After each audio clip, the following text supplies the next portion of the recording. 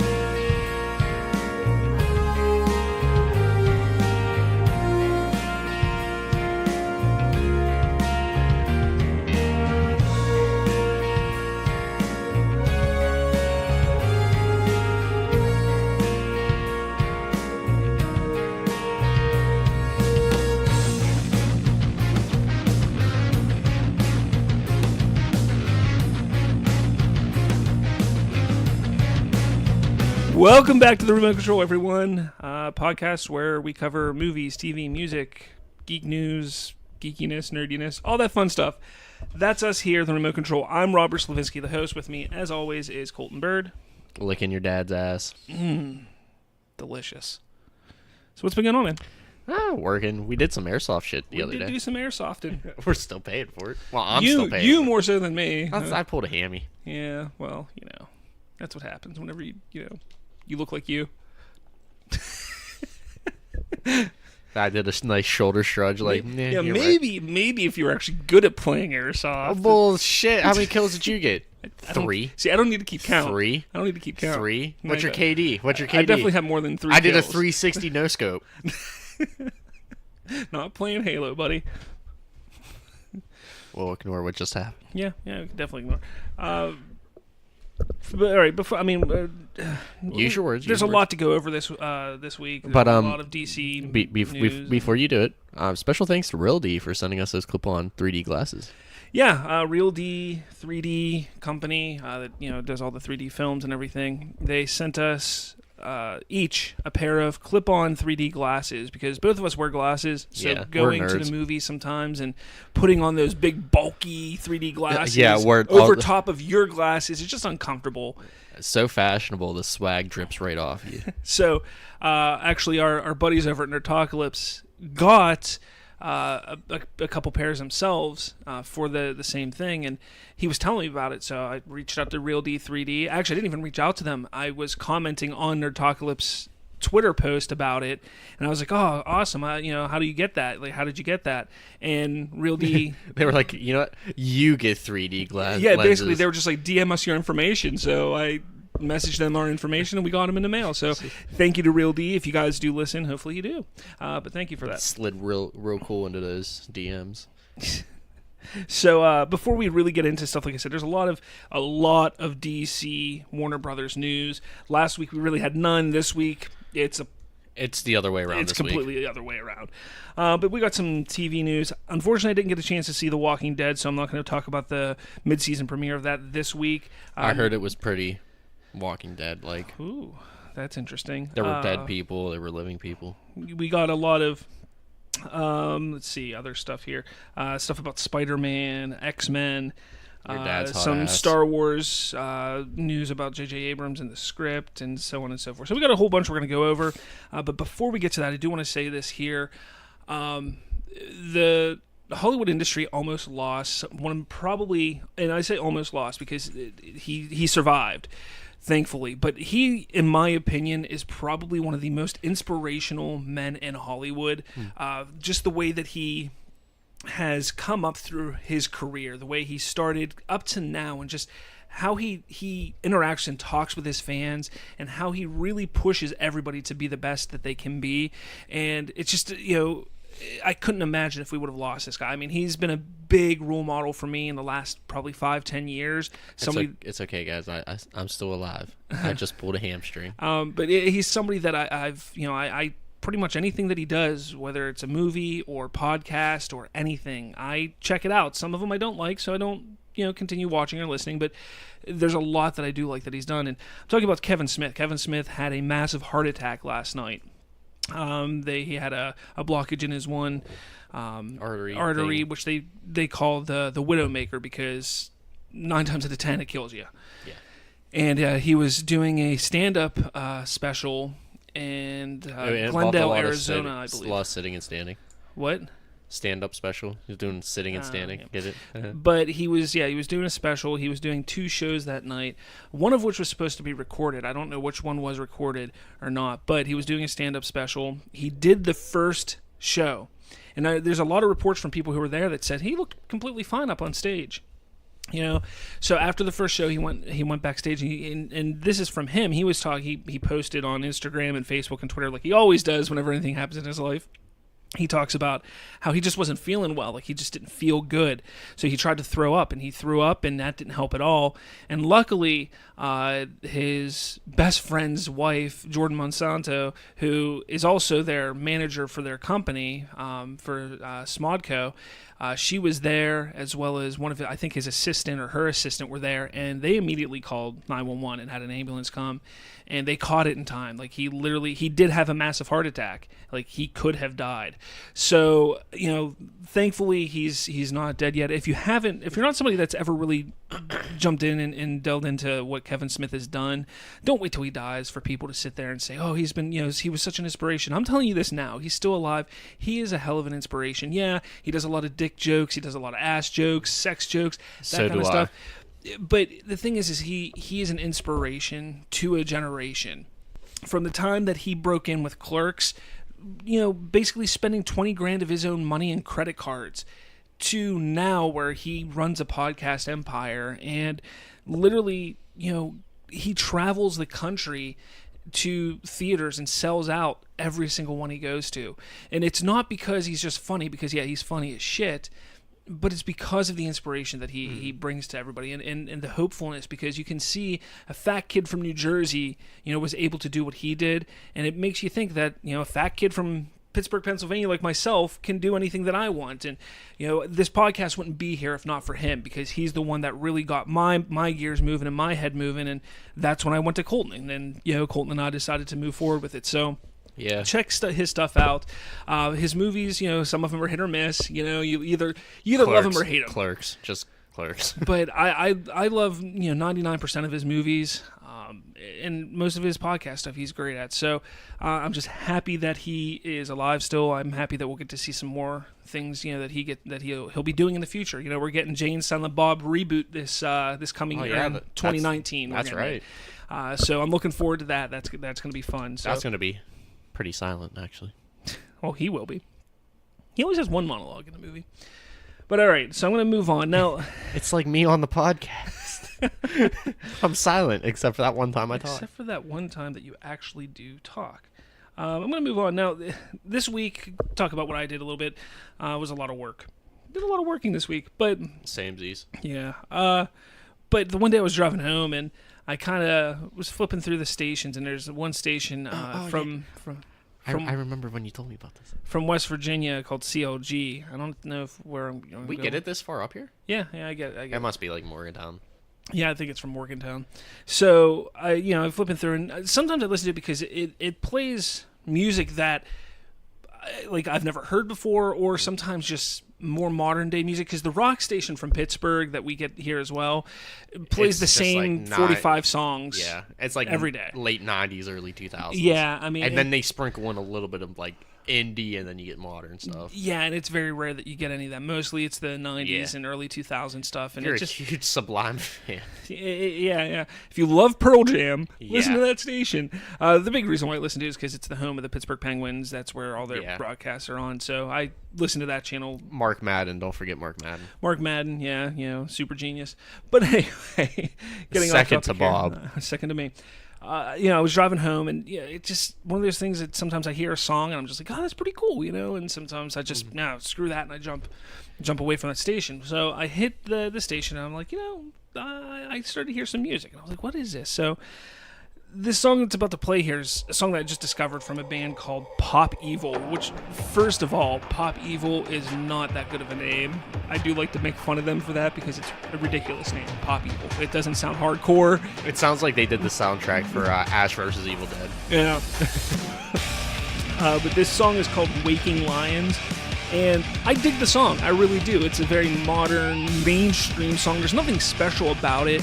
I do get that double bass. I do get a strong, early Disturbed feel from him. The voice is a little different than Dave Draymond's, of course, but very Disturbed-esque because, one, you don't hear lead guitar really. It's just rhythm guitar back there. You got the hard, fast drums. But I'll let you listen a little bit here.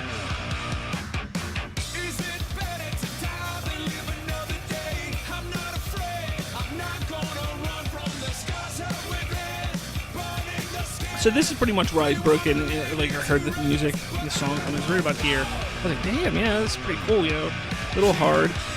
Sometimes it's just the mute I'm in where I want to hear. But then it broke into this. So I'm sitting there thinking, wow, this sounds like you're Disturbed.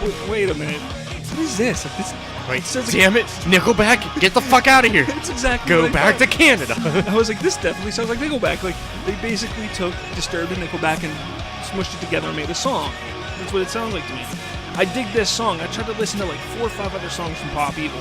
Wasn't a big fan. So if there's any Pop Evil fans that actually listen to this show, send me some of their harder stuff because I don't want to. They have, I think, 5 or 6 albums.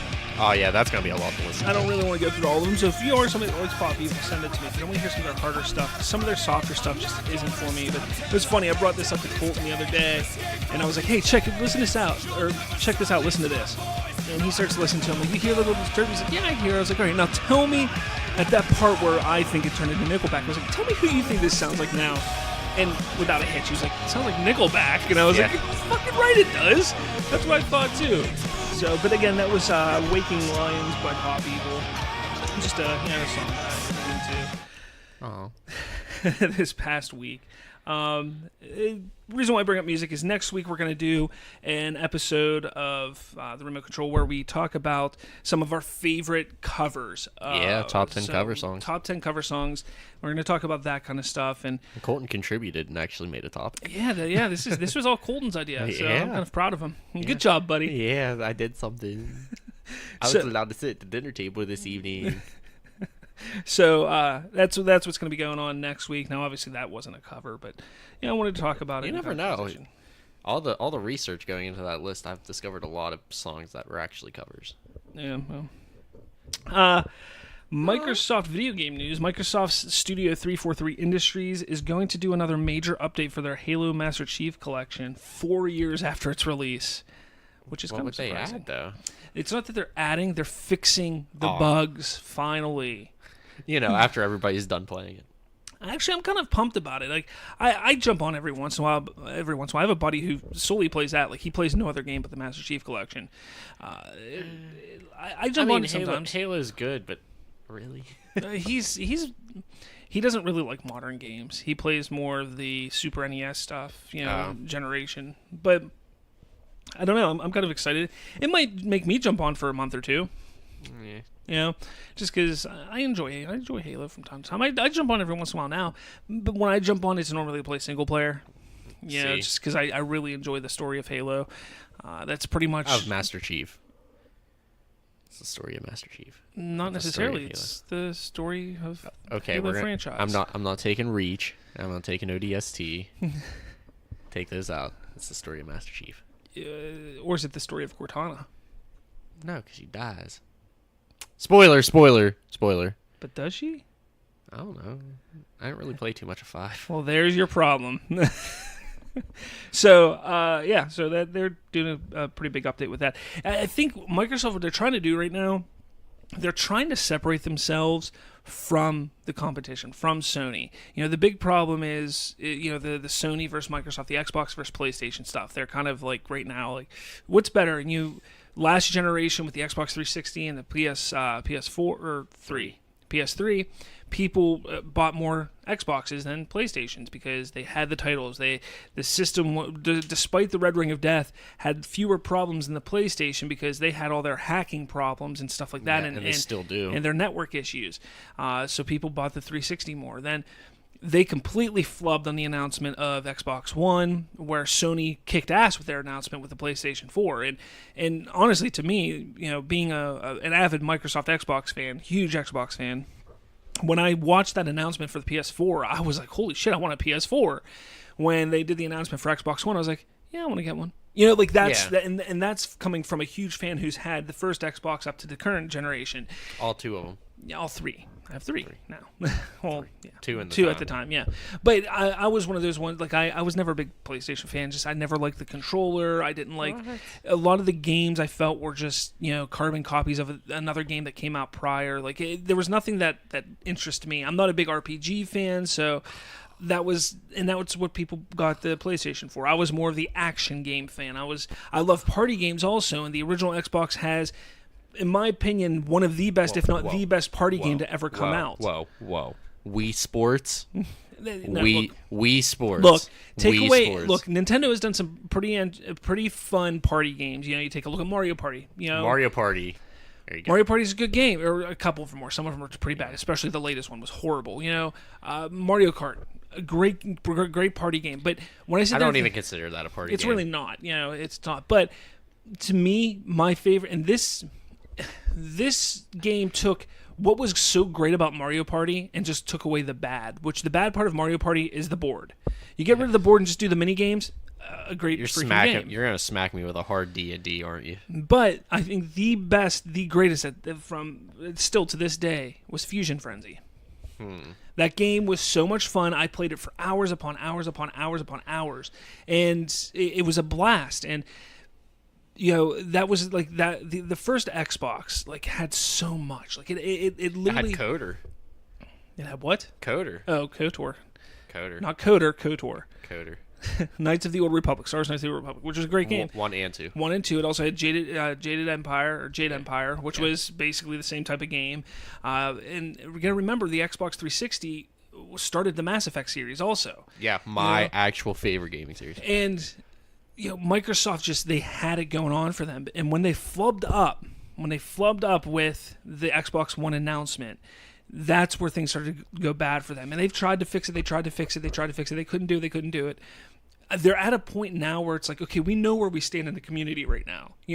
Like we're halfway through this generation, maybe a little more than halfway through this generation, which is crazy. The Xbox One X is our system. It is the best system on the market, which it is. They promote it that way. Good.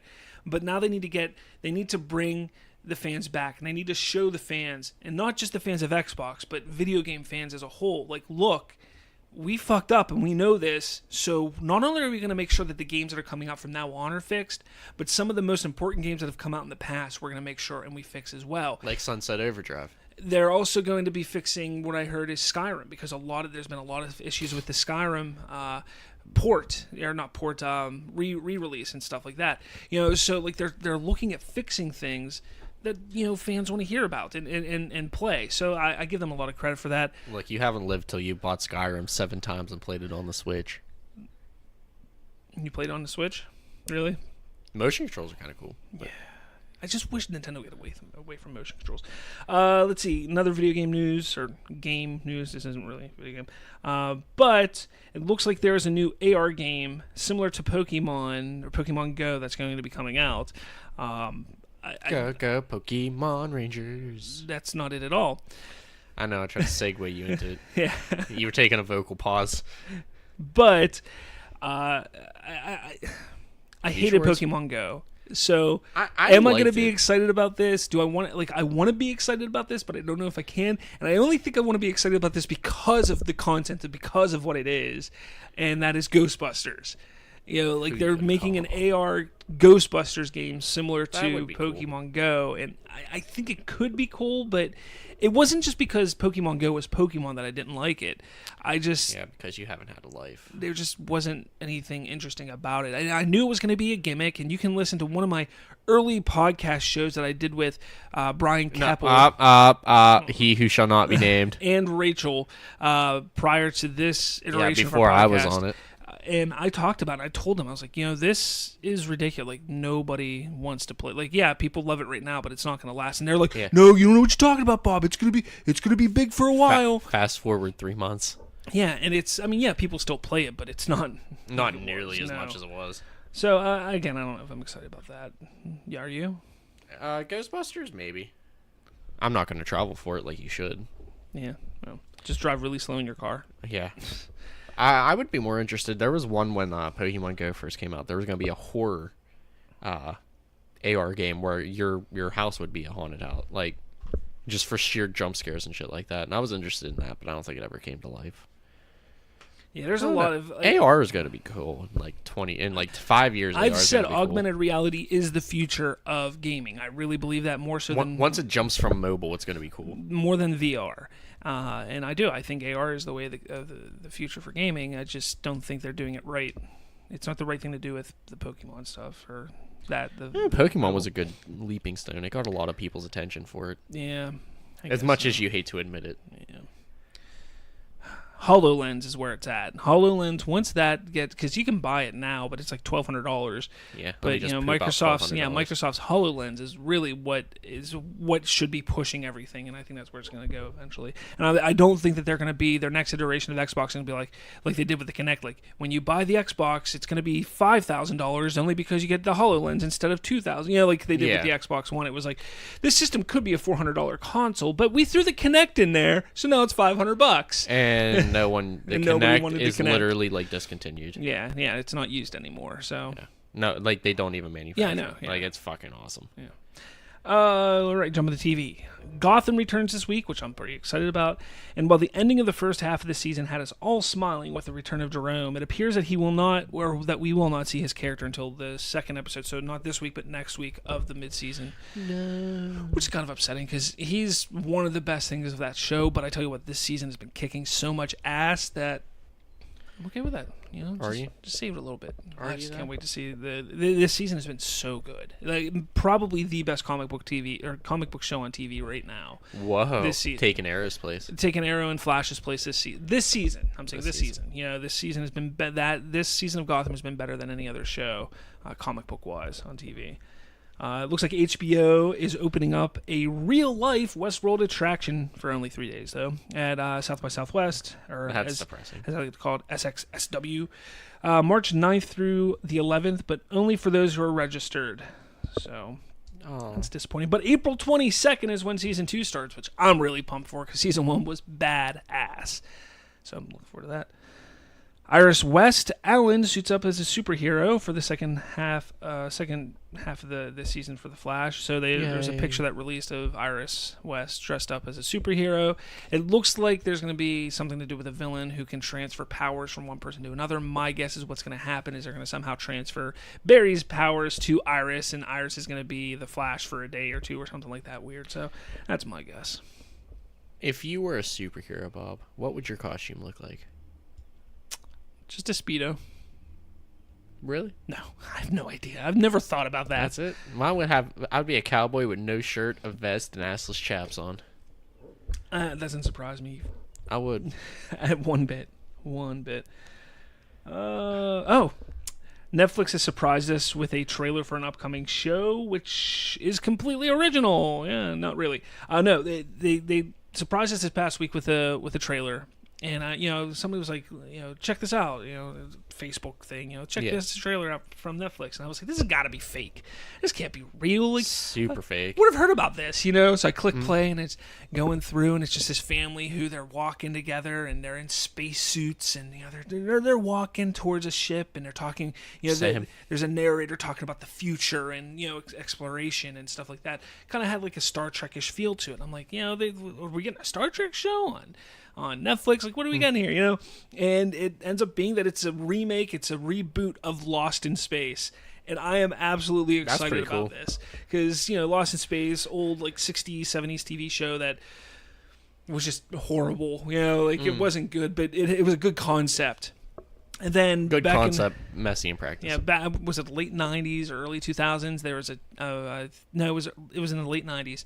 Because I remember sitting in school, in middle school, drawing little pictures of ships that replicated the way the ship looked from the Lost in Space movie that came out, who had Matt LeBlanc in it and Gary Oldman and some other people I can't think of right now. But that movie came out and it was not good. I loved it as a kid, but you look at it now and you're like, God, it's just a bad movie. Fuck. Damn it. So since then we haven't had anything Lost in Space, and this is a perfect property to do a reboot or do a reimagining or something like that because it's been so long. I'm sick of these companies taking things that have just ended 2 years ago and we're rebooting it now. Resident Evil and Transformers. But now they're literally, this is a good property because there's so much going on. Star Trek Discovery was huge. You have the Orville on Fox, which is doing big numbers. You have Star Wars in theaters doing huge numbers. This is a good time let's get another space, show out there. Fuck it. See what can happen. You never know.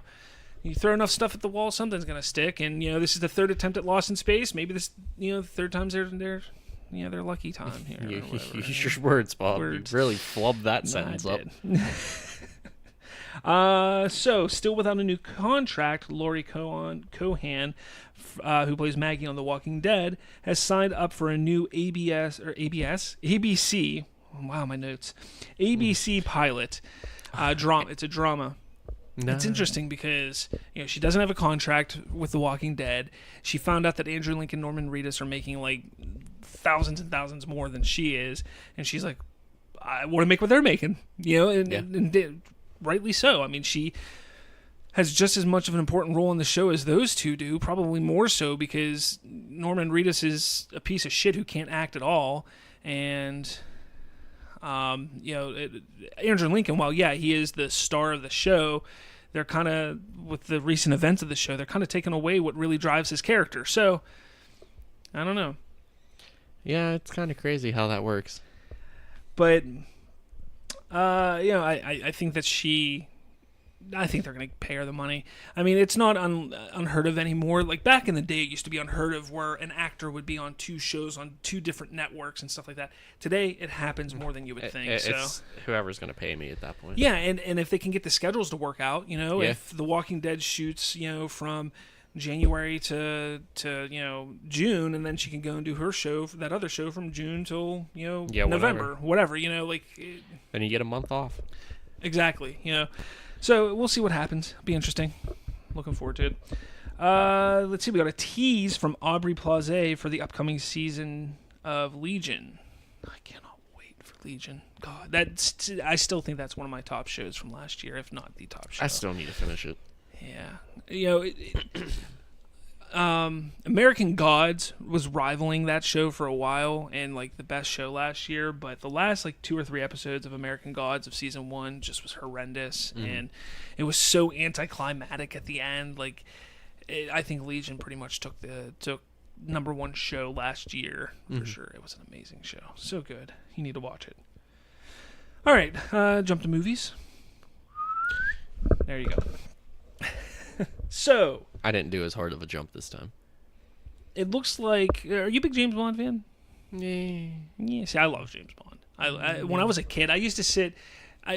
So where I lived, up the road, about 5 minutes... I think it's the generation thing. Up the road, about 5 minutes up the road, there was a video store, Hollywood Video, which I eventually worked at for quite a while when I got old enough. But when I was a kid...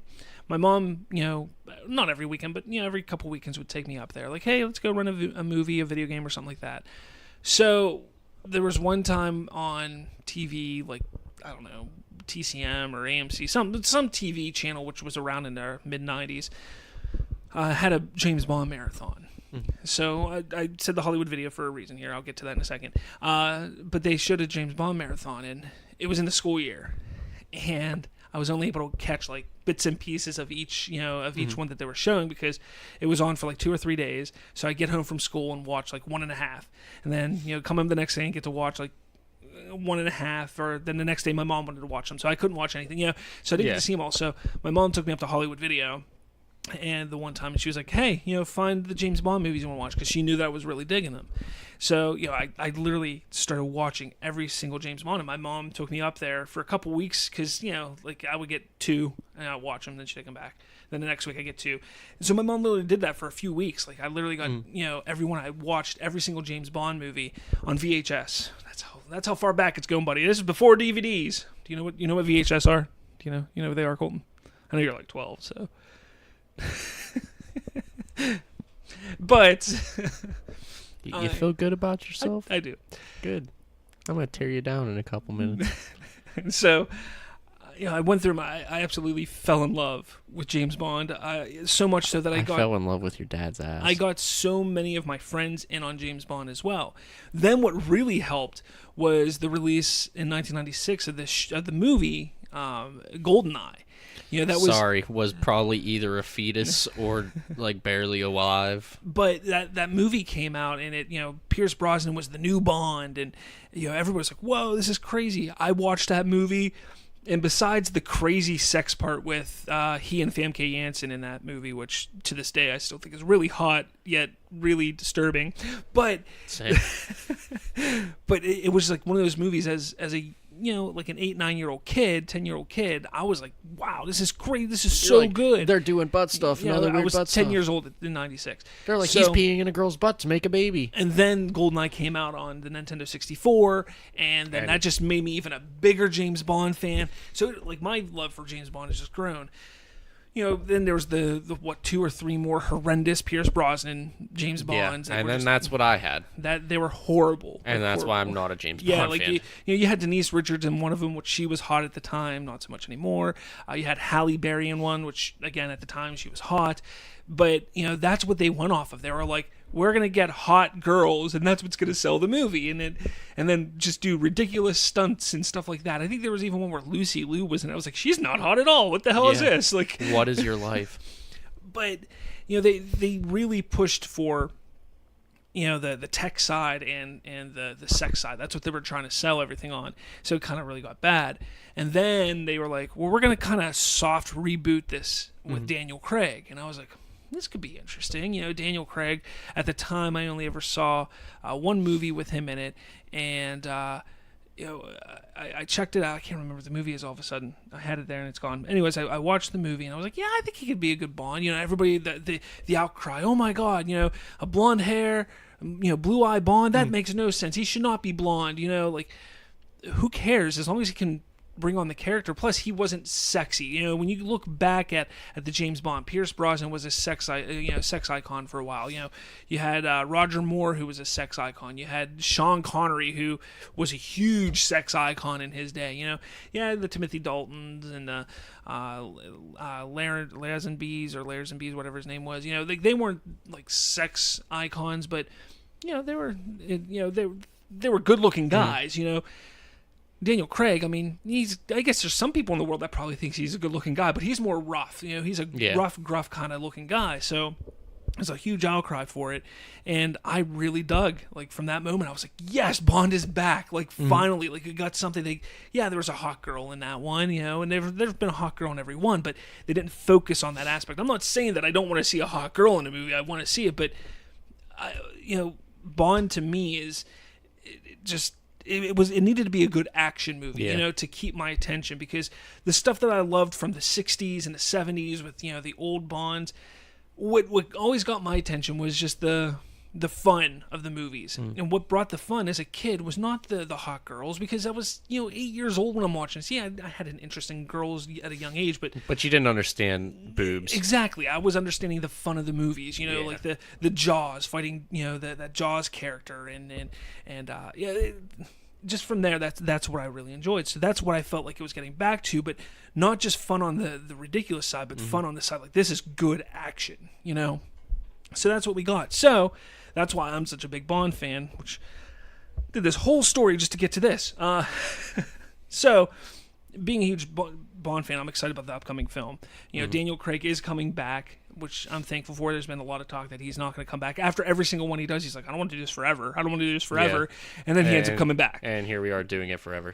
Yeah, which I'm okay with. I mean, if he does it until he dies, I don't care. He's a good Bond. But right now it looks like Danny Boyle is the frontrunner to helm the upcoming Bond 25 film. The reports are stating that there are two competing scripts. One script is being penned by the minds of Boyle and his train-spotting partner John Hodge. However, if MGM does not like that script, they have another script and other directors in mind. Jan Demange, Dennis Villeneuve, and David Mackenzie are the three other directors up. So if Boyle and his buddy can make a good script, it looks like Danny Boyle is going to be the guy doing the next Bond film. If not, they have some other people they're looking at. So I'm kind of excited about that.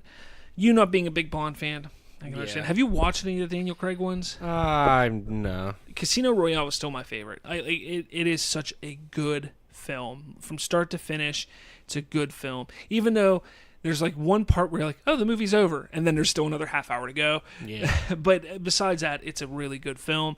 Skyfall, really good. Not as good as a lot of people were making it out to be, you know, winning awards and stuff like that. I don't know if it won awards or not, but people made it out to be like, oh, this is the greatest Bond film ever.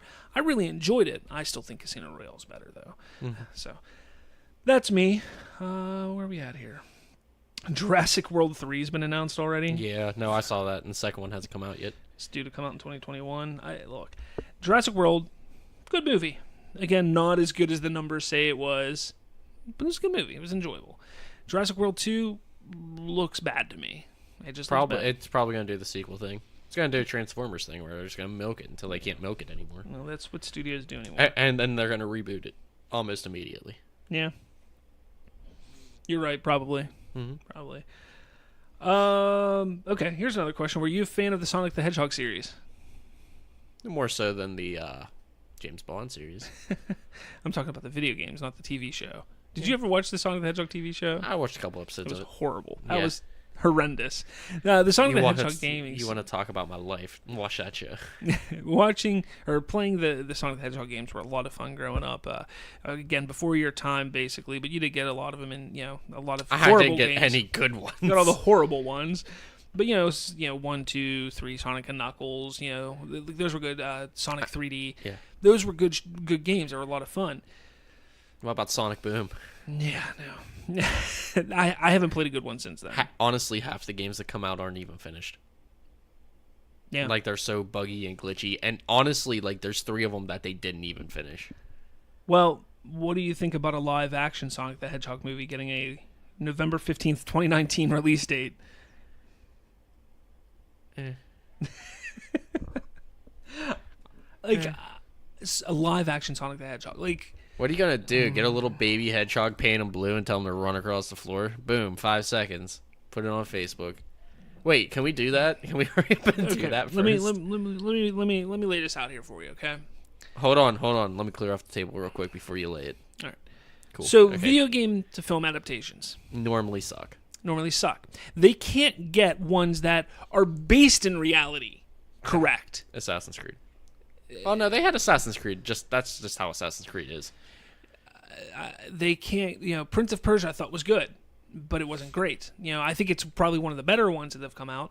But, Tomb Raider. We haven't seen the new Tomb Raider. I was going to say, we're still waiting on Tomb Raider. But the original two... Resident Evil. Resident Evil series, they're not good. They're mediocre at best. B-level movies or lower.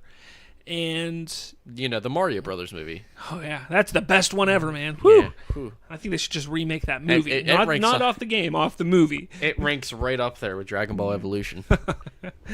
But if they can't get video games based in reality to have a good film adaptation, how the hell are they going to get a game like that to be good? I just don't get it. I could see if they did something like a Wreck-It Ralph. I'd be totally down. You give me that kind of animation, because Sonic showed up in that movie for a split second. Like, you give me that kind of animation and give me a Sonic movie like that, I'm in. I'm 100% in. don't try to go to live action route. Who are you going to get? Neil Patrick Harris to play his best friend, and he finds him in the streets of New York City. Like, what the hell? Like, this is just ridiculous. Like, and that's what's going to happen. They're going to put him in New York City, and he's going to have to run, and they're going to be like, oh, look how crazy it is that he has to run through the cars of New York City. Like, that's what they're going to do, Colton. But you know what they're going to do? Tails is going to be... I just told you what they're going to do. Tails is going to be voiced by revived Chris Farley. No, the voices are going to be this. Voices are going to be Kevin Hart and Dwayne "The Rock" Johnson. That's going to be the voices. Because that's what Hollywood fucking does. They take something that supposedly worked one time, and then they beat it to fucking death. Kevin Hart is not fucking funny, and he doesn't need to voice anything or be in any fucking movie. And that's what they're going to fucking do. You know that's what's going to happen. Wow, I just got real heated for no damn reason. But that's what's going to happen. You okay? Are you okay? Let's take a moment here to breathe. I don't get it. I just don't get it. Why spend millions of dollars on a shitty idea like this when they could put it towards something original and something good? Like, it just... Want to take that gamble, or you want to take guaranteed money? It's not guaranteed money, though. Look at the Emoji Movie, all right? They thought that was a guaranteed movie right there. And it fucking bombed because it's the fucking Emoji Movie. Yeah. Okay. But with Chris Rock, Chris Rock. What the fuck?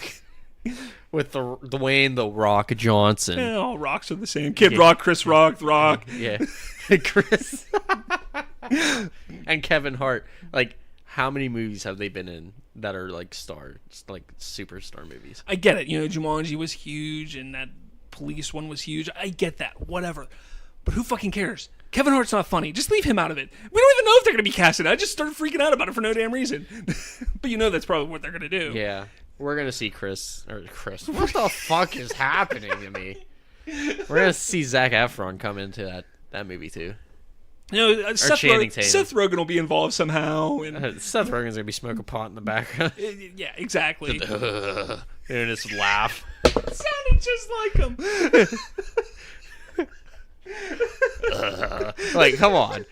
You're gonna hear that laugh if he's anything part of that movie. Well, that was pretty good for A, not knowing his laugh, and B, just trying to make a stoner laugh off the top of my head. Okay, well, we're gonna take a commercial break real quick because Bob's broken. All right, Adam McKay. Okay. I knew you were going to fucking do that. Adam, is he okay? Speaking of stupid, shitty ideas for movies, okay. Adam McKay is supposedly in talks to helm another Dungeons and Dragons movie from Paramount Pictures. Or Paramount Studios, or whatever you want to call it.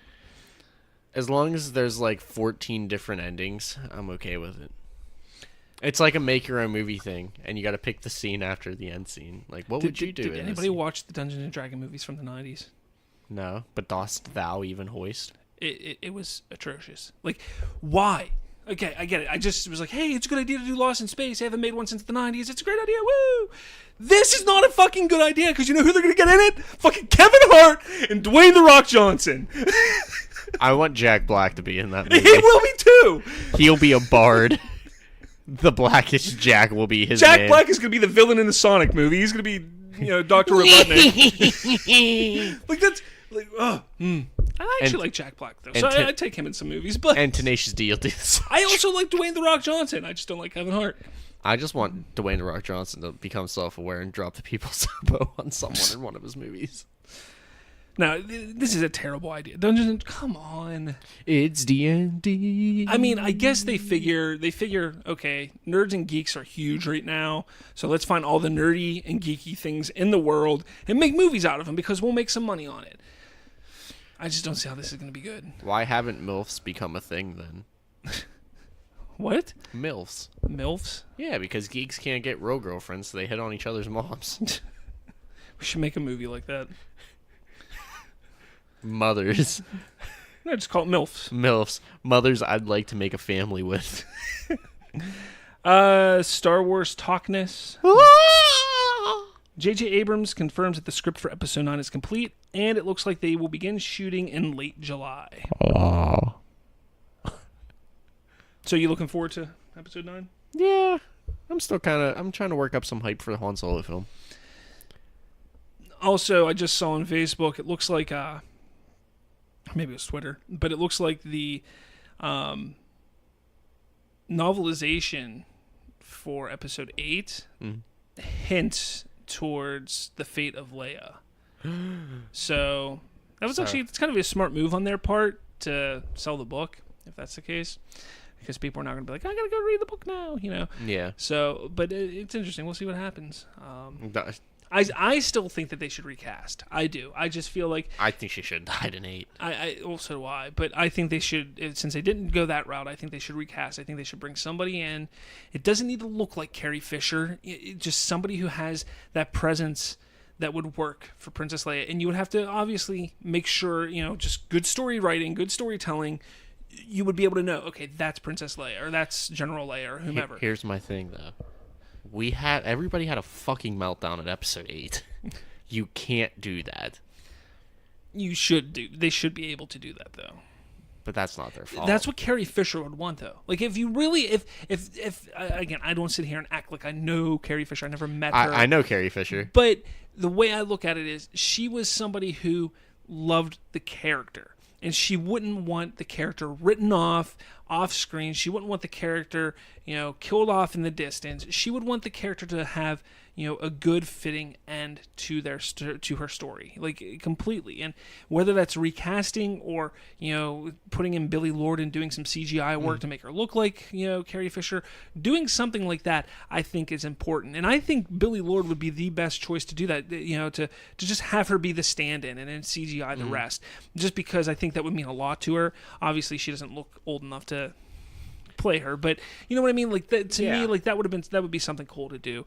And I don't care if the CGI looks shitty. I just want to see it done right. And if they do just recast and have somebody look completely different than Carrie Fisher, it won't bother me at all, because I want to see a fitting end to that character. Yeah, I was gonna say, if you do CGI, you don't just leave her on film for 10 minutes. Yeah, like keep the work as low as you can and just do an episode 8, but actually let her die. Spoiler. Yeah, something like that. Jump into comic book movies. Wow! All right. Sony's Spider-Man spin-off, Silver and Black, has been reportedly delayed. Now, for a movie slated for a February 2019 release, this is worrisome to those who want to see this movie. However, rumor has it that Sony is looking to put their movie and TV studio up for sale, and this could be why it is delayed. Very interesting developments have been happening over the past couple weeks. Obviously, Fox is put themselves up for sale, and Disney was like, yoink, and they're trying to buy them. Like, diddly-doo. Now, Sony is looking to put up their movie and TV industry for sale, or company for sale. Could Disney swoop in and try and buy them? Would the FCC allow it? I don't know. FCC probably wouldn't allow it. What I think would be a smart idea, is Sony to be like, look, we'll sell you the rights back for Spider-Man and whatever Marvel characters they own. We'll sell you that, and Disney would probably buy it, and then they'd sell off to Comcast, or because Comcast was the big one looking for Fox. Maybe they would then buy Sony. I don't know. I think that's the way they should go with it, though. Yeah, it would make sense. That way, they have a good relationship right now, Sony and Disney. So why not just say, look, instead of us selling to another company, and then maybe they're not going to be nice and let you use Spider-Man. Yeah, here, just take them. Here, you give us $10 million, he's yours. And at this point, 10 mils like pocket change. They make that in a weekend. They make that in 5 minutes. 5 minutes, yeah. So, I'm not saying Tim. I just threw out an arbitrary number. It'd probably be more than that. It'd probably be a couple $100 million, but still, either way, pocket change. Exactly. Tim Miller, the director of the first Deadpool film, is making a Kitty Pryde movie for Fox. Nice. Why? I don't know.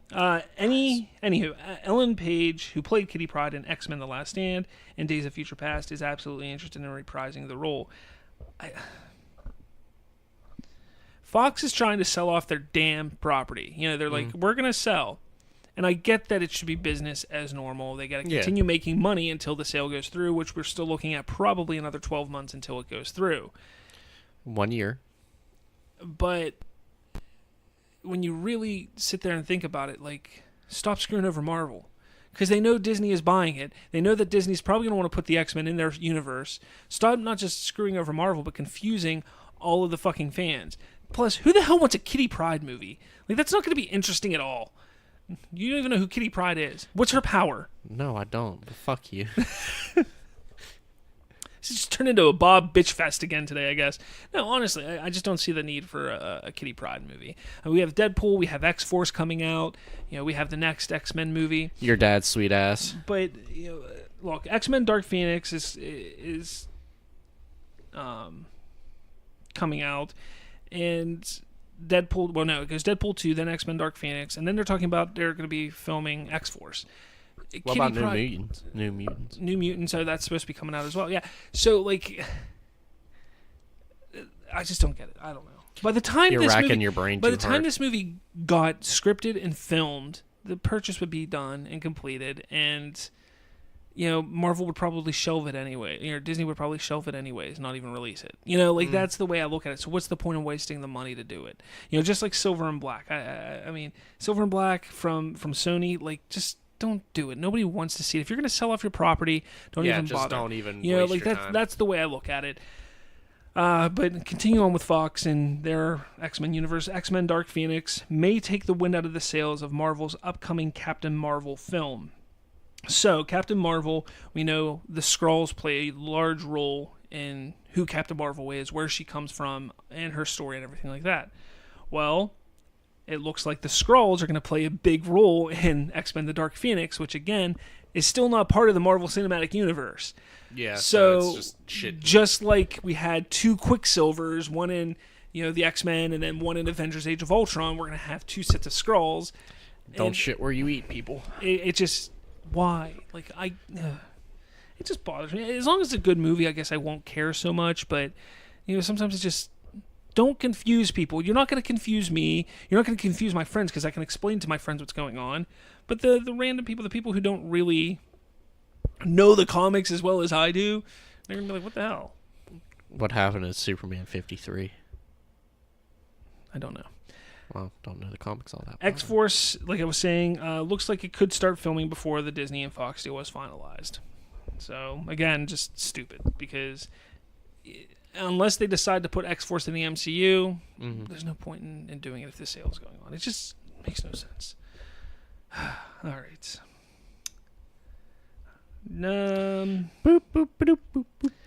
I guess I'll jump to DC here. I did some transition noises. I heard that. That was impressive. You're welcome. It has been stated that Adam McKay's Nightwing movie is no longer a priority for DC and WB. A day after that, Joss Whedon announced he is leaving the Batgirl project, stating he couldn't come up with a story. However, there is also a rumor stating that DCWB actually wants a woman to direct and write the movie. For me, if you ask me, if you were to come to me and say, Bob, what do you think about this news that came out this last week? Here, hold on. Yeah. Bob. Yeah. What do you think about this news that came out last week? I'm glad that you asked, Colton. I value your input on the situation. I personally think it's more than that, though. I think it's more than them wanting to bring in a woman director and writer and stuff like that. I think it's more than just saying, Nightwing's not a priority for us. No, what I think it actually is a good sign, because I think they're actually starting to put focus on the heroes that will be the foundation of the universe that they're trying to build. Yeah. Superman, Batman, Wonder Woman, Green Lantern, Flash, all those, Martian Manhunter. Yeah, that's my boy. I personally feel that that's what they're looking at now. They announced all of these movies. They're like, we're going to do Nightwing, we're going to do Batgirl, we're going to do a Joker, we're going to do another Joker, we're going to do a Harley, we're going to do a dead... We're going to make 17 Batman. A Deadshot, Exactly. It's like, you guys, while I feel that they got, what do they have, 6 films out? They got 5 of the 6 films done well, or really good. Man of Steel, Batman vs. Superman, Wonder Woman, Suicide Squad, Justice League. So 5 films. So 4 of the 5 are done really well or just good enough. I always wonder, why are you, if you can't get everything under control with the main characters, why are you going to branch out? I was excited about Joss Whedon's Batgirl. I know that a lot of people feel that he fucked up Justice League, which we're going to actually get into that a little bit here. After you're done smacking that mic. But my problem is that my problem with it was, I'm excited for him doing Batgirl, but did we need it? I just don't know if we absolutely needed that. my opinion is what they should do is they should divvy up the division, or they should divide up the DC properties. For instance, what I mean is they should say, okay, we're going to have you guys over here. We got a head of the Batman family over here. We got a head of the Superman family over here. We got a head of, the Wonder Woman, story group over here. But here's the thing: all 5 of you, or all 6 of you, or whatever you guys got to get in a room, and you have to build a universe. So you build this universe. Now you're going to go and make movies within those universes. That should be how all universes are made. You sit there and you say, okay, I got the Batman movies. I want to do this. I want to do Batman. I want to do Nightwing. I want to do a Joker movie. I want to do a Harley Quinn and Joker movie. But as long as it fits in that greater universe, perfect. The problem is they have one guy sitting there like, I think I have an idea that I want to do this. They're like, go for it. Do it. Just we'll figure out everything out later. Fuck it. You got the money. Do it. Yeah, exactly. And that's what happened with Nightwing. That's what happened. That was going on with Batgirl. Supposedly, Josh Whedon couldn't come up with a story for Batgirl. His statement was like, yeah, I just can't think of anything. Yeah, I saw it. I'm like, that's bullshit. You can come up with a story. You probably had a damn good story because he's a good writer. Like, that's bullshit. I think it really just comes down to 2 things. I think, one, they saw the backlash that there came from Josh Whedon in Justice League, so they're like, look, we want to get away from negative press from now on. And number 2, I think they want to refocus, and like, Batgirl shouldn't be a priority. When you don't even know who's going to be playing Batman in the future. Why are you going to make a Batgirl movie? Exactly.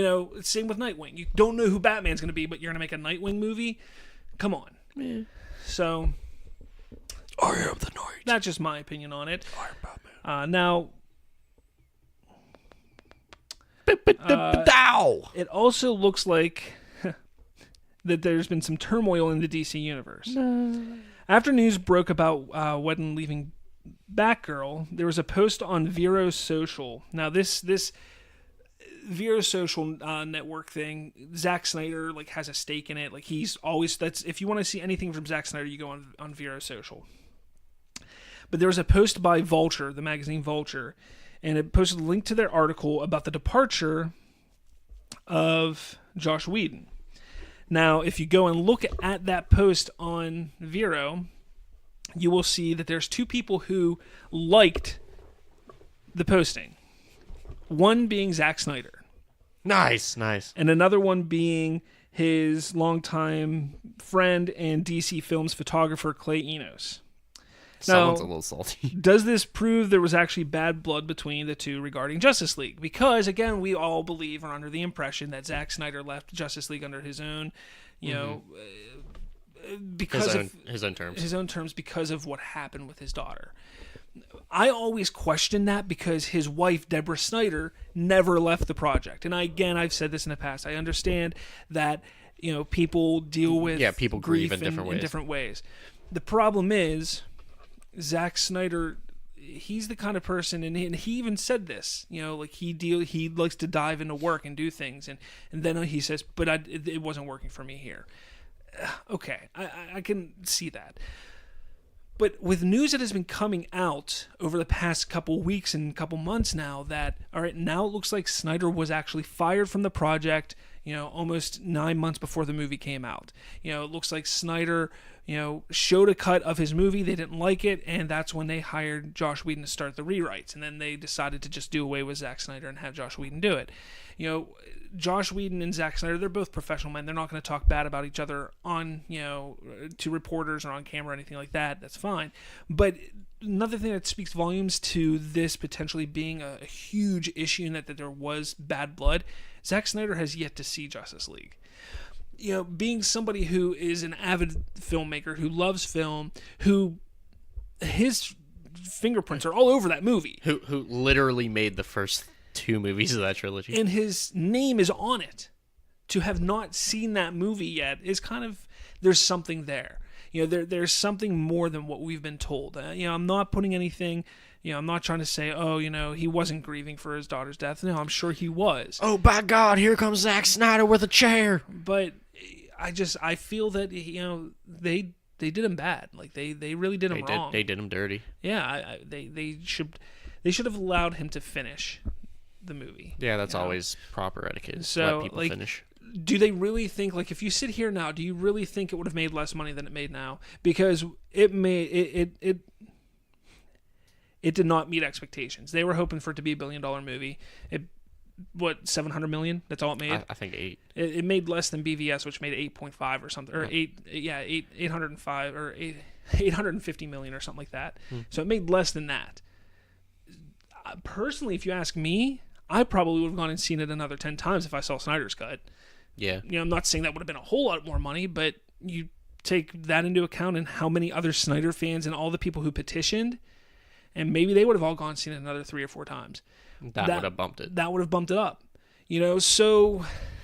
The Lord giveth and the Lord taketh. I don't know. That's just my opinion. Or maybe the movie was complete shit. Maybe Snyder was trying too hard in response to how bad BVS was. He just didn't know what he was doing, and he fucked it up, and Josh Whedon did fix it. We're never going to know, unfortunately. You don't say that. Don't say that. I wish I didn't have to, but I do have to. Don't say that. So I'm sure we'll get a release like 5 years down the road. I hope so. I do. I really do. In 5 years, they'll be like, oh, hey, here's Zack Snyder's cut. Yeah, that'd be nice. Back like after they fixed the universe and everything. You'll be like, oh, hey, here's what you really wanted. Yeah, exactly. This is what it could have been, everyone. Henry Cavill wants to extend his contract with WBDC to continue playing Superman. He does have one film left on his current deal, which could be used in the upcoming Shazam film. Shazam! If that is the case, Man of Steel 2 could be the first film on his new contract. I mean, I don't see why he doesn't sign another like 3 to 5 year deal or 3 to 5 movie deal. 3 to 5 years, fuck it. 3 to 5 movie deal. Like, I mean, who was Henry Cavill before Man of Steel? A really nice mustached man. No, he didn't even have a mustache. He was on The Tudors, and like I never heard of him before because I didn't watch The Tudors. Since then he's been in The Man from U.N.C.L.E. He's in the upcoming Mission Impossible movie, which looks badass. Yeah, mustache flowing in the breeze. Exactly. He's been in Man of Steel, Batman vs Superman, Justice League. He's the face of Superman now for this generation of children. Like sign him up. I know everybody talks about Robert Downey Jr. as Iron Man in the Marvel Cinematic Universe, but I tell you what, they wanted Ben Affleck to be what Robert Downey Jr. is. No, they need to make Henry Cavill hit that person because he is such a nice guy. He looks like Superman, and he's a good actor. He's a damn good actor. So I think they need to lock him up. 5 movies. You give him 5 more movies, it's at least 1 more Justice League. Yeah. Maybe 2. Maybe two Man of Steel, 2 Justice League, and then throw in another movie there somewhere. Flashpoint. Like something like that. There you go. You got a lot of story you can tell. Yeah. And that's a lot of universe building. Yeah. So I'm all for it. I hope they bring him back, and I'm sure it'll get done. I'm sure it will, especially because he wants to come back. Yeah, he'll negotiate. Rumor has it that the villains of Flashpoint will include Eobard Thawne, Heatwave, nice, Captain Cold, nice, and Caitlin Snow. Nice. And you have no idea who any of them are, do you? Nice. Eobard Thawne is the Reverse Flash. You're the Reverse Flash. I'm the Reverse Bob. Maybe. I sit here, like, I look at this, I'm like, yeah, that's cool. I'd like to see all these people in a movie. But people thought that BVS or Justice League was overfilled. Let's look at this here, okay? Flashpoint, they've already said, will definitely have the Flash, obviously. No. If they do the story right, it's going to have Batman. Yep. Aquaman. Yep. Wonder Woman. That's correct. Superman. Yep, you're already at 5. Cyborg. Cyborg? Yes, Cyborg. Okay. So that's 6. You have to have Barry's mother, Barry's father. You have to have Iris West. And then you're going to have Eobard Thawne, Heatwave, Captain Cold. Sorry about that. Captain Cold, Caitlin Snow. That's 13. 13 right there. 13 main characters in one movie. And people thought that BVS and Justice League were That would be a movie you'd have to split in 2. So if you were going to do that, you'd have to split that in 2. I bet you I would be happy. I would be happy if they split Flashpoint in 2. If they did it right, oh dude, that would be fantastic. Leave it on a cliffhanger. Nice cliffhanger. Like knowing the Flashpoint story, I could think of a brilliant moment to leave it as a cliffhanger. You leave it at a cliffhanger, and then you come back to it the next movie and finish it up. And 1 year. Give yourself 1 year. I forgot about this. If they do it right, you also have to have Bruce Wayne's dad, Bruce Wayne's mother. Yeah. So, there's so much that they would have to do. And, I hope they're able to do it. The problem is, Francis Daly and Jonathan Goldstein who were announced to be directing this movie, have yet to sign a deal with WB and DC to direct the movie. They're like, hey, these guys are directing, but we didn't sign them yet. We would like them to direct. Yeah, they're directing. Daily states that negotiations are ongoing, but still, like, you want this movie made, and you don't have a director yet. Do you have a script? Do you know what you're doing? Fucking WB hire us. We'll do it for $5 million. A piece, and then whatever it costs to make the movie. Yeah. So, we'll write the fucking thing too. The Joker origin film looks to be starting production this May. And, do we need that? And Queen Phoenix is still looking to be the one who's going to be playing the Joker. I don't want it. I know that like Scorsese's involved and Todd Phillips and stuff like that. Like these people are involved. But do we need it? We don't. We need a Martian Manhunter movie, damn it. No, but this Joker movie isn't even going to be part of the universe that we have. It's going to be a different Joker than Jared Leto. Like, that doesn't make any fucking sense. Like, I can understand if it was on TV. Okay, you do something for TV where it's a different actor playing a character. We can separate that. We did it with The Flash. We've done it with, we have Gotham, so we're doing it with Batman, essentially, with Alfred, with, with Commissioner Gordon. We're able to separate these things. But you're going to have two cinematic Jokers who are going to be probably drastically different. I don't want it. Welcome to DC, man. Zachary Levi showed off his brand new hairdo. That is, I totally thought you said shit off. Zachary Levi showed off his new hairdo that is very accurate to his Shazam role, for his Shazam role. Still laughing. Speaking of Shazam, it seems we may get a reveal of the costume soon, and the director states it is similar to the costume from the animated film Justice League War, which I think is fucking badass because that's the one that he has a cape and he has a hood, and it just looks cool whenever he has a hood up, and it just it looks badass. So I'm pumped about that. I hope that's what he's prepared for inclement weather conditions. Here's the thing: they have like there's two like iconic looks for Captain Marvel or Shazam. One where he has like this really short cape. And it's just a cape, and I would say that's the one I most associate him with. Yeah, and I just think it looks stupid. I think it's dumb. But then they have one where the cape is a little bit bigger, not much bigger than the short one, but then he has a hood. And he's prepared for inclement weather conditions. And it just looks badass. It's like, all right. Yeah. Hardcore, man. Yeah. So I'm kind of pumped about that. Aquaman has been previewed to a few select people, and word has it that it is an emotional action movie similar to that of Wonder Woman. Okay, I see you. So when will we get the trailer for Aquaman, you ask? Thank you for asking, Colton. When will we get the trailer for Aquaman, Bob? Well, it seems like it could be as soon as WonderCon this March 23rd through the 25th. Aquaman is releasing December 21st, so it wouldn't be too far out of the question or too far out of the realm of the possibility of getting a teaser trailer in March.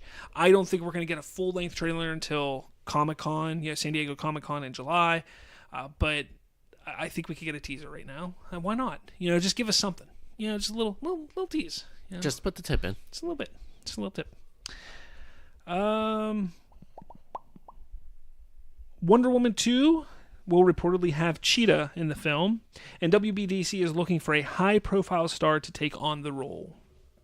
Colton, you're not a high-profile star. Although I'd love to see you in the role of Cheetah, you're just not a high-profile star. I'm sorry, buddy. Wow. Don't worry. I guess I'll hang myself dressed as Batman. Hot actresses who let's try and stay away from ones who have played in superhero films so far. Daisy Ridley. No, she could not pull off. Daisy Ridley could not pull off Cheetah. No, she couldn't. She doesn't have the figure for it. It doesn't matter. And this. Oh no, you're body shaming, Bob. No, I'm not, because there's a certain look that they're going to want to go for in the movie. And Daisy Ridley will fit it. And she doesn't. She doesn't have the hips for it. She doesn't have the hips for it. You don't know that. She doesn't have the hips for it. You don't know that. I know that. I've seen her. What? You haven't? Fuck. What's her? Wait. Hold on. For real note, I forgot her fucking name. Damn it. Okay. Good. Mm-hmm. Fuck. I had a What movie? TV show? She's from Game of Thrones. Game of Thrones. Emilia Clarke. Yeah. There you go. I don't hate it. I don't hate it. Do you think that she could stand up against Gal Gadot? Yeah. I don't know. I don't hate it. She may be too short though. That could be fixed though. It could be. That could be fixed. It's a pain easily. in the ass to do that though, but it could be fixed. I don't know though. Like, because again, cheetah like looks like a cheetah, like she's like a humanized cheetah. So you would kind of miss out on some of Emilia Clarke's best features, which I think is her face. I think she has a beautiful face, and her voice is very sexy too, which would be a big plus. But I'm just disappointed she's not really blonde. I would definitely. I'd like to see her as a villain. I mean, I guess you can kind of say she is in Game of Thrones a little bit. I don't know, She's an anti-hero in Game of Thrones. Thinking about it, I kind of yeah. Holy shit! Colton fucks around and actually makes a legitimate fucking thing. Yeah, I don't know. Like, I'm not 100% sold on it, but I could come around to that idea. Yeah, I bet you would. Oh, Broke Bob for a second time. All right, Black Panther. So jumping to Marvel. Black Panther's Michael B. Jordan has revealed that one of his passions is anime. Now, Go Power Rangers. I mean, yes, it's Japanese, but not anime. Fire. No, it wasn't an anime, buddy. It is Japanese. No, I didn't know it was Japanese. You didn't know it was Japanese? I mean, I thought it definitely drew from Japanese or no, like it literally inspired by Japanese. The Mighty Morphin Power Rangers, the original show that was on in America. Okay, all of the fighting scenes with them in the suits, came from a Japanese TV show. I didn't know that. All of the scenes where it was the kids, they had to reshoot and put in between in the show. And that's how they did everything for the original Power Rangers. I didn't know they that. now shoot everything normally now. Oh yeah, because America. But yeah, that's how it was. I didn't know that. You never knew that? There's if you ever watch the original Power Rangers, watch Rita Repulsa, because that's the only stuff that they didn't reshoot, and they had to dub over her voice. So she's talking and her lips aren't matching what is being said. That bothers me a lot with TV shows. So I mean, I'm surprised you never knew. I mean, you weren't even born when the show came out. So. Nah, I came out. Well, I came out. I was like, hey! Came out twirling a fucking cane, tipping my top hat and cane, tipping my top hat to the doctor as I went for a cup of coffee. Three times Bob has been broken today. God. I'm so tired. Same. Airsoft kicked our asses this week. It really did. It really fucking did. We're getting too old. You are getting too old. No, but I have learned I need to stretch beforehand. Yeah. Anyway, so getting back to what I was talking about, Michael B. Jordan has revealed that one of his passions is anime. He loves anime. Something that you can actually see in his costume design for the Black Panther film, where his vest is reminiscent of Vegeta's armor from the Dragon Ball series. I knew it looked familiar from something. See, I didn't pick up on it. It looked familiar, and I was like, what the fuck is that from? And now it makes sense. But hear me out. Fucking live-action Dragon Ball movie with fucking Michael B. Jordan as Vegeta. I'm fucking in. I can get behind it. 110% of my in. I can get behind it. Not only that, if you check out his hairstyle in Black Panther, how it's kind of spiked up a little bit. Yeah. Again, reminiscent of Vegeta. I can get behind it. But, come on, man. Like, dude, oh my God. Like, I literally perfect casting. Perfect. Like, he has the demeanor. He has the presence. He's got the build. He'd be perfect for Vegeta. Like, absolutely perfect. I can get behind it. Like, dude, perfect. I get behind it. Who would you pick as Piccolo? I don't even care about Piccolo. Who would be Piccolo? I don't care. Who would be my boy Piccolo? I don't care. At this point, I just want to see him as Vegeta. Who would be Kakarot? Did you not just hear what I said? I'm hearing it, but I want to hear your whole cast. I don't have a whole cast right now. No. Chadwick Boseman as Goku. Dude. Just don't have him talking that stupid accent. So... He doesn't do an African accent very well. I don't think he does. Just me. Okay. And then, King Vegeta, Samuel L. Jackson. I've had it with these motherfucking... I've had it with these motherfucking... These motherfucking Ginyu Force. I've had it with these motherfucking Ginyu Force on my motherfucking planet. You know what, so this is off topic, but you know what Frieza is actually considered? What? He's a frost demon. That is his species. Really? Yeah, frost demon. I've had it with these motherfucking frost demons on this motherfucking planet. Gets destroyed. Fuck!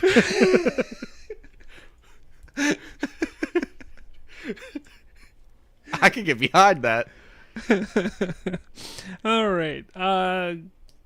Guardians of the Galaxy 3 is looking more like it's going to start filming in the third film. Yeah, Guardian of the Galaxy 3. What the fuck did I type here? Guardians of the Galaxy 3 will be looking to film in the third film.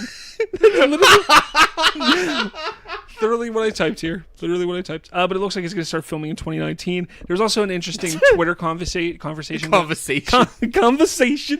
You can tell we've gone past the hour mark because neither of us can talk anymore. We got the conversation going on.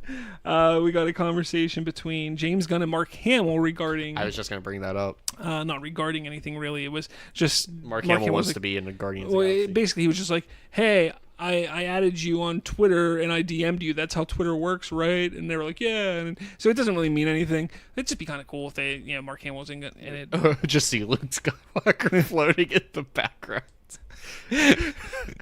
How did I get here? So, let me ask you a question. Okay. Do you want to do Journey today, or do you want to wait till next week and do 2? What's the film? I don't know. That's why I'm asking, because I forgot. Fuck it, we can do it till next week. All right. It. So we're at an hour 15 minutes. Yeah. We've nagged these and bothered these people enough. Yeah. So shit! What was that thing we're doing this week? We will be doing the Journey to Infinity War next week, where Colton gives us a horrible. Where Colton makes an ass out of himself, and then Bob redeems everything. That's normally what happens. But just a reminder, I do want to remind you guys here that next week, the week of March 5th, I don't know if it's going to be on Monday or Tuesday. It's going to be next week. So next week, we will have an announcement. We did an announcement last week where we explained that we're changing our name and rebranding and everything like that. Next week, we are going to reveal what that name is going to be. No way. So... next week, be on a lookout. We'll probably post the video on YouTube. We'll post it in our Facebook group. We'll post it on Twitter. We'll post it on Instagram, and everywhere that you can find us. So maybe even on Podbean. But we will post it everywhere for the announcement of our new. You'll know which one it is because it won't be an hour long. Maybe it will. I don't know. What you don't see is he's swaying back and forth past his microphone. I'm giving you the infliction that I'm moving away. But I'm really not. Here I am again. All right. I think I want to take him home. I think we're good here. I think... let's go get some ice cream. Want some ice cream? I can get behind some ice cream. I'm also broke, though. Yeah, so am I. All right. Well, we will talk to you all next week. Hopefully, you have a good week. Donate us money to get some ice cream, guys. But yeah, hopefully, we hear from you next, or hear from you. Hopefully, you can hear from us. Oh my God. Maybe we'll hear from you next week. And with me today has been Robert Slavinsky. What's going on? And I'm Colton Bird, and this has been the Remote Control. See you guys later.